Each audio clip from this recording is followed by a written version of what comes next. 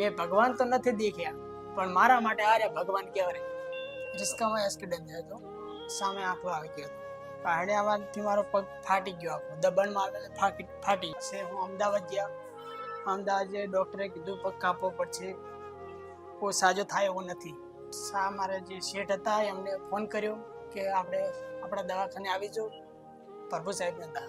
અહીંયા આવ્યા પછી સાહેબ કે ઘણું બધું વાગેલું છે, પણ કાંઈ વાંધો નહીં, સમય લાગશે, તારો પગ કમ્પ્લીટ સાજો થઈ જશે, ચિંતા ના કરે. સાહેબ ના હતો હું હતો જ નહીં. ક્યારે કે આ પગ કાપવાનું કીધું, ડૉક્ટરો છૂટી પડ્યા, મારો કેસ બી નતા લેતા, કારણ કે પગ સાજો થાય એવો નતો. સાહેબે ખૂબ દવા કરી, મારી થોડી પરિસ્થિતિ એવી હતી એટલે સાહેબે એવું કીધું પૈસા નહીં લઉં, ગમે એટલે ટાઈમ થાય ને ગમે એટલો ખર્ચો થાય એટલે ખર્ચો બધો ટોટલે મારો.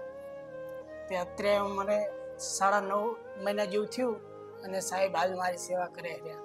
હવે કમ્પ્લીટ ચાલી શકું છું. મારા માટે બહુ ભગવાન કહેવાય, એમને ભગવાન ખૂબ આપે.